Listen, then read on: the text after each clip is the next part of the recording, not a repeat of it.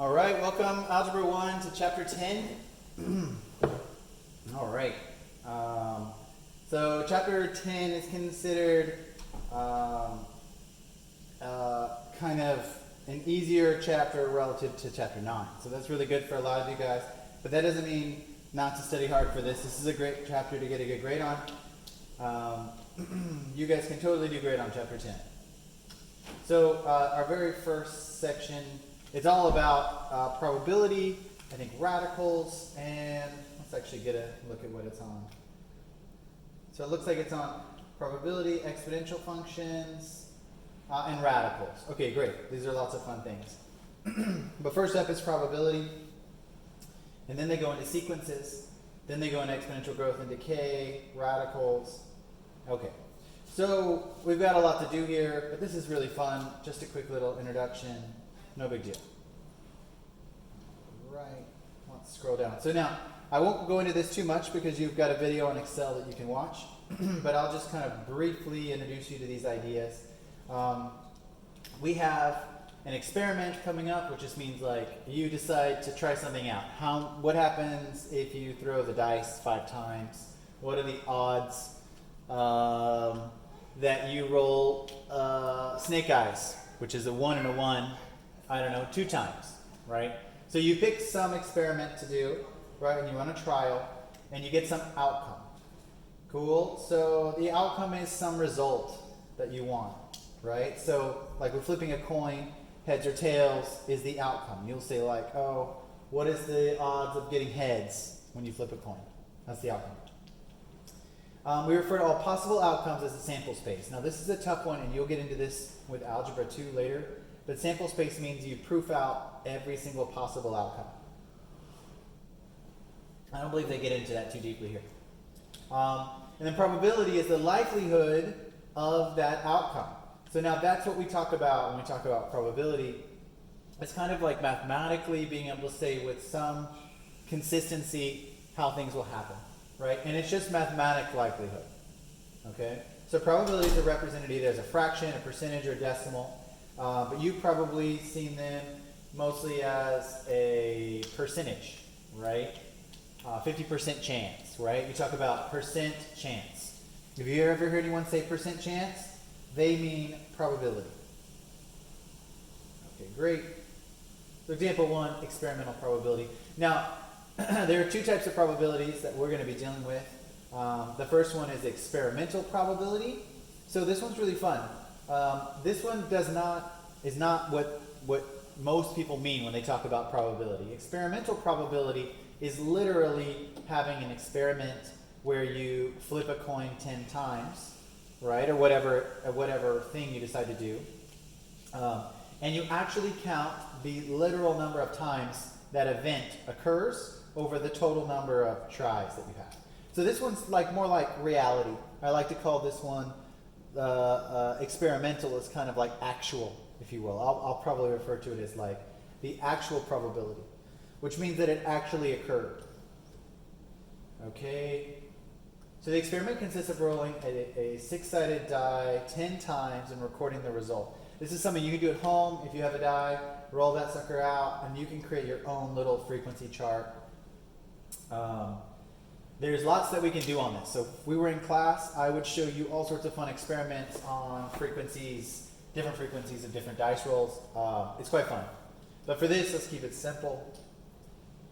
Okay, so to find the experimental probability, which means the actual probability, right, the real actual probability, we need to set up a fraction, just like this. So I'll just show you really quickly. So experimental probability is the number of times the event occurred over the total number of tries. So let's say, yeah, they have it here. So they say find the experimental probability, the equation above frequency table, if you divide each cell. Okay, so let's say it says, here you go. What is the experimental probability of rolling a 1? Okay, so here is the outcome of 1. How many times did they roll a 1? Well, they rolled it 2 times. And that is divided by how many total number of rolls they had. So we had 2, 4, 5, 8, 10 rolls. So we rolled a 2, or excuse me, re-rolled a 1, the outcome of a 1, 2 times. So that means it was rolled twice out of 10 total rolls. So that's what this means. It was rolled 2 times out of 10 total rolls. So that converts to 20% experimental probability. Cool, and you can do it for each of them in the chart, obviously, right? You just take the number of times it was rolled, divided by 10. So interestingly, the 2 had a 0%, right, probability. The 3 had a 20% probability. The 4 had a 10% probability, right? The 5 had a 30% probability, and the 6 had a 20% probability. Now, this is the experimental. This is actually what happens when you're actually looking at what's happening. Theoretical probability is totally different. Theoretical probability just means mathematic explanation of what will happen. Now, the best way people explain the difference between the two is that the theoretical probability and the experimental probability are the same thing, but only when you roll the die 1,000,000 times or 10 million times. So you have to have the part here, the number of, so this number right here, number of trials, when this number of trials goes to some massive number, right, it will be approximately the theoretical probability. Cool, so theoretical probability means what would happen if you rolled the dice an infinite number of times. This is what the outcome is for it. Okay, so theoretical probability is the ratio of the number of ways the event can occur to the total number of possible outcomes. Okay, so this is not too bad. You just need to write this down and take your time with it. So I like to talk about it as, the number of the ways it can occur over the total possible outcomes, right? We'll be able to figure these things out really quickly. So for example, a dice has 6 sides, cool, and it says which are equally likely to appear. One of the 6 has a 2 on it, which is what we're trying to find. So what is the theoretical probability of rolling a 2? This is the way I would set that up. So rolling a 2 on a die looks like this. Well, there are 6 total sides, right? Cool, so there's 6 total outcomes. 1, 2, 3, 4, 5, 6. And the chance of rolling a 2 is just one of those sides, right? So it has a 1 in 6 chance of being rolled theoretically. Let's see. Now we compare that to what we just found in the experimental probability, right? So this TP means theoretical probability is 1 over 6. And the experimental probability is 0, right? Because it wasn't actually rolled.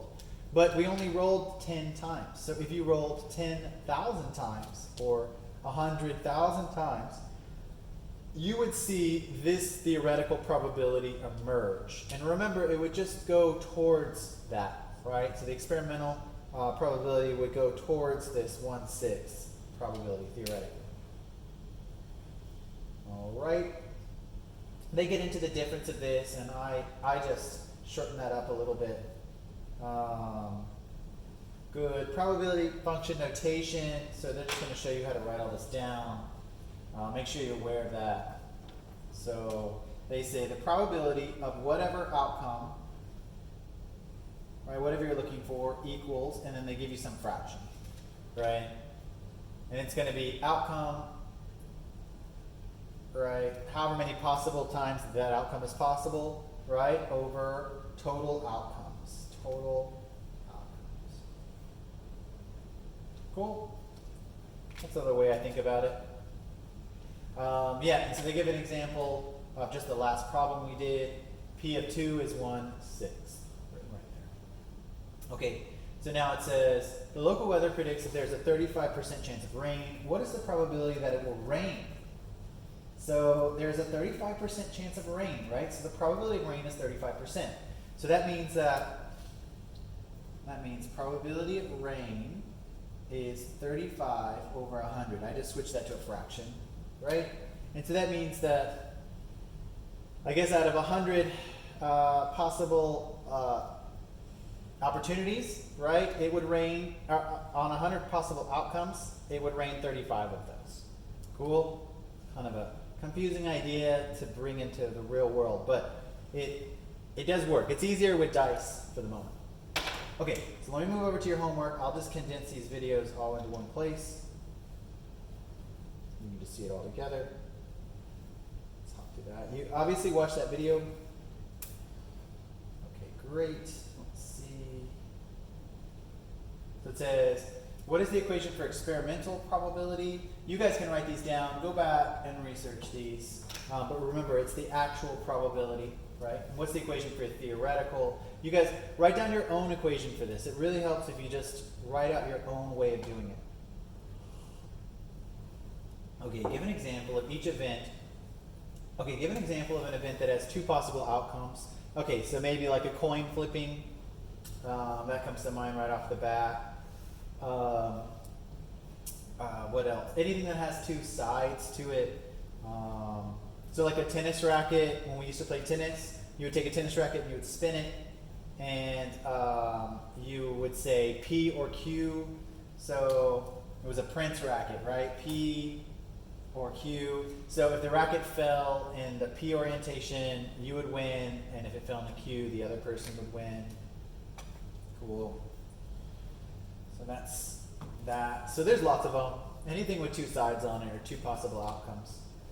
What is the equation for theoretical problem? Oh, we already did that. Give the example of an event that has more than two. So dice come to mind. There's a tons of stuff. You know, usually they talk about beans in a jar. There's tons of things you're going to see here in just a little bit. Let me zoom out. Okay, number 5. Describe the event below in terms of impossible, unlikely, equally likely, very likely, certain. Okay, A. Ryan and Jade were born in the same year. Describe how likely it is that they have the same birthday. So what do you guys think? Impossible? It's not impossible. It's totally possible. Unlikely, equally likely, very likely, or certain. Well, we know it's not impossible or certain. We can erase those right off the bat. This is definitely somewhere in the middle. But just knowing that someone's born in the same year, I would say we could also get rid of likely, right? That isn't even possible, right?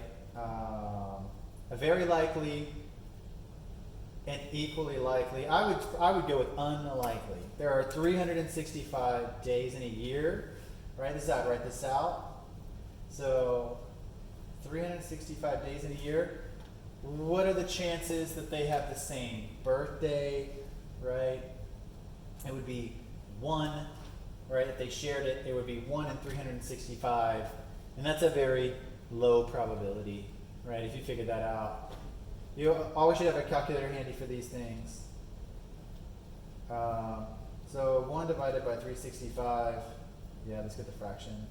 Yeah, it's going to be 0.2%. So not even 1% chance. So I would definitely go with unlikely, but not impossible, right? Why not? B, Travis was born in February and Cami was born in July. Describe how likely it is that they have the same birthday. Okay, well, if they're born in different months, this is just kind of a trick question. It's impossible that they share the same birthday. So that one's easy, easy peasy. That one, B, should be impossible. Thomas dropped 5 pennies on the floor. Describe how likely it is that at least one lands heads up. Okay, so these are good questions. I enjoy it. Thomas drops 5 pennies on the floor. How likely is it that at least one lands heads up? So we can just use our intuition on these. You don't have to actually map out the probability. But you know that a penny has a 50-50, heads or tails, right? So that means each coin has a 50-50 probability, right? So it's pretty good odds already. So how likely is it that at least one will land heads up? It's pretty good, right? I mean, if you've got 50-50 shot on all 5 coins, I mean, you've got a good chance of it hitting with just one, right? 50-50 is an excellent odds. But when you have 5 of them, that even brings your odds up. Let's see. So I would go here, at least one, I would say, it's difficult to go between very likely or certain. I would say you cannot say certain because it's possible, right, that every single coin is tails, right? So that's totally a possibility. So we can't say certain, but I would say very likely. It is very, very likely. So this is very, very likely. This one is impossible. This one is unlikely. Okay, good. Thomas dropped 5 quarters on the floor. Describe how likely it is that all of them lands heads up. So this is just the exact opposite question, right? So D is just the exact opposite. What are the chances that they all land heads up? Well, just like last question, it's possible, but very unlikely, right? So it's not impossible, right? So we can take that off. But it was just very unlikely. So I would just go unlikely, right? It's crazy odds on that happening. Great. So those are meant to be done intuitively. Don't feel like you need to actually write out those probabilities just yet. Okay, number 6. A bag is full of marbles and one marble is drawn and its color is recorded in the table below. The marble is then packed back in the bag. Find the experimental probability of each event. Okay, so we have an actual event that occurs, which means we're doing experimental probability. This is really straightforward. So experimental probability of red. Okay, so let's look at how many times red hit. That would be 10 out of the total. So we need to add up all of these guys. So 6 and 4, 10, 20, 20, 15, 35. So it looks like we've got 35 marbles. What are the odds of choosing a red one? Well, 10. There are 10 red marbles in there that were chosen. Let's see. Find the experimental probability of each event. Good. Bag is full, one marble is drawn, the colors are... Okay, yeah. So this is actual outcomes. This actually occurred. Good. So red was pulled 10 times, so 10 out of 35. You don't need to make this into a percentage unless you want to. That's up to you. Okay, good. So the green is just the same. So that's obviously going to be 7 over 35. And finally, purple is going to be 4 over 35. Okay. Just go faster. Find the theoretical probability of each outcome below. So rolling a 6 on a die. So probability of rolling a 6 is, of course, 1 out of 6, right? So this is a theoretical probability, which means they just want the mathematic answer to this. And there is one side that has a 6 on it, and there are 6 total sides, right, that could hit, and 1 out of 6 is the answer. Great. That's for 7A. 7B says, rolling a number that is divisible by 2 on the dice. So now, think to yourself. We have 1, 2, 3, 4, 5, 6. Which numbers are divisible by 2? Well, 2 is, 4 is, and they mean equally divisible by 2, right? So that you have 3 possible outcomes that are divisible by 2. This means like divided by 2. Cool? Which means our probability, right? So I'll write divisible by 2 is going to be 3 out of 6. And I'll reduce that to 1/2. So just think about what that means. So what you're saying is that if I roll a 3, is that divisible by 2?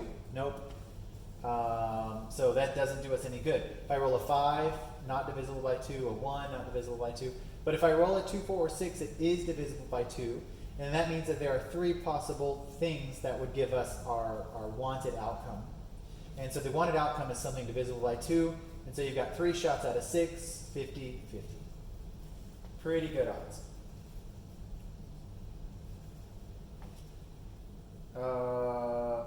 Rolling a number greater than 4. Okay, exact same thing. So it says greater than 4, which that would just be 5 and 6, right?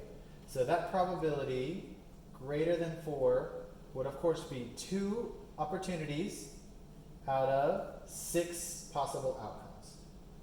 And this word opportunities I haven't used yet, but I think it's a good way to kind of help your brain see what's going on here. So there are 2 possibilities or 2 opportunities, right, out of a total 6, which is equal to, of course, 1. So you have a 1 in 3 chance of pulling something greater than 4. All right. Number 8 says a deck of cards has 52 unique cards in it. There are 13 values of these cards are numbered blah blah blah and divided into 4 suits: hearts, diamonds, clubs, and spades. Find the theoretical probability of each outcome below. Now these are particularly hard, so you just need to take a minute and think about these. So let's run through them real fast. 8A. Drawing a 2 of clubs from the deck. So this is how I write this out. Probability of 2 of clubs. C stands for clubs. Cool? So 2 of clubs. So now we need to think about this. You can do it in lots of different ways. I'll try to map out every way you can think about it here for these. It's pretty straightforward. But it says a 2 of clubs out of the deck. So that's a very specific card, right? Right? The 2 of clubs. How many 2 of clubs are there in a deck? So you just have to think. If you've ever played with cards before, it's helpful. But I can give you the answer to this. Drawing a 2 of clubs. There is only 1 2 of clubs in a deck. Right? So they're asking for 1 specific card out of a deck of 52. So that means 1 out of a possible 52 cards. Now, I know that just because I've played cards a lot, but you should also just think about it, right? Each suit has 13 possibilities, right? And so within this, right, as well, drawing a 2 of clubs from the deck, yeah, you've got 1 in 52 chances. It doesn't say drawing a club, but it says drawing a 2 of clubs, which is very specific. All right, that's the first one. That was a good lead-in. 8B says drawing a 2 of any suit from the deck. Okay, now it gets more interesting. So probability of a 2 of anything, just a 2. So now, just like I said, because there are 4 suits, that means there has to be 4 2s possible in the deck. So remember when I said possibilities are a good way to think about it? So that means there are 4 2s in the whole deck out of 52 possible cards. Cool? And then you can reduce this. It's just a weird way to do it, but it's actually 1 out of 13. Okay, the 1 out of 13 thing says that it just makes this a little bit easier to view, but that just means that if you just looked at the suit, if it has 13 possible cards in a suit, 1 of them would be a 2. But if you looked at the whole deck, 52 cards, there would be 4 2s. A 2 of each suit.